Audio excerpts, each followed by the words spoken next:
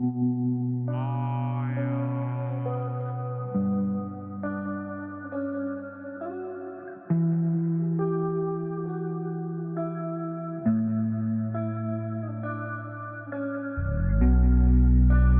Teacher के मुअज़्ज़ज़ सामीन अस्सलाम वालेकुम। आज आपकी खिदमत में मामूल से थोड़ा सा हट के मौजू लेकर आए हैं। आज का मौजू ये है कि वो कौन सा तरीका होगा जिसे अपनाकर आप पढ़ाई में भरपूर तवज्जो दे सकते हैं और जो काम भी हम कर रहे हों वो पूरी दिलजमी से करें। सामीन किराम, काम कोई भी हो, पढ़ाई हो या फिर तिजारत, जब तक उसमें इंसान का जुनून शामिल ना हो तो उस काम में खातिर खाह कामयाबी नहीं मिलती। आजकल के दौर में मुकाबला इंतहाई सख्त हो चुका है। तालिब इल्मों को आगे बढ़ने और एक अहम मकाम हासिल करने के लिए सख्त मेहनत करनी पड़ती है। हम सब चाहते हैं कि सख्त मेहनत करें, लेकिन वो जुनून खुद में पैदा नहीं कर सकते जो हमारी तमाम ख्वाहिशात पर हावी हो और हमें भरपूर मेहनत पर मजबूर करे। आज की वीडियो में चंद ऐसे तरीके आपके सामने रखूंगा जिन पर अगर आप अमल करें तो खुद में जुनून पैदा कर सकते हैं। सबसे पहला तरीका यह है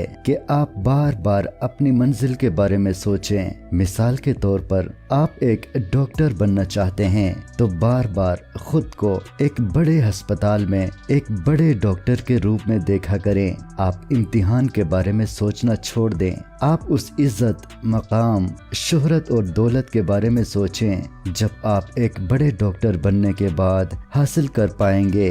यह सोच आप में एक जुनून पैदा करेगा और आप अपनी पढ़ाई पर भरपूर तवज्जो दे पाएंगे। दूसरी बात यह है कि अपनी महरूमियों को बार बार याद करें, उनके बारे में सोचा करें। अगर किसी ने आपकी इंसल्ट की हो या आप पर आवाज़ें कसा हो, आपको ताना दिया हो, इन सब बातों के बारे में सोचें और दिल में फैसला करें कि आप बड़े इंसान बनकर उनको दिखाना है।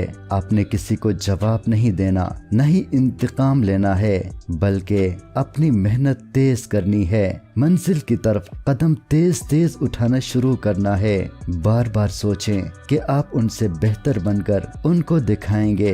ये सोच आप में मेहनत का जुनून पैदा करेगा। ऐसे माहौल और दोस्तों के साथ रहें जो शदीद मेहनत करते हैं। ये आपको पढ़ाई और मेहनत की तरफ राग़िब करेगा। लाइब्रेरियों में बैठा करें, आपको पढ़ाई से मोहब्बत पैदा होगी। खुद को चैलेंज दिया करें कि आज मैंने इतना पढ़ना है या इतना काम करना है।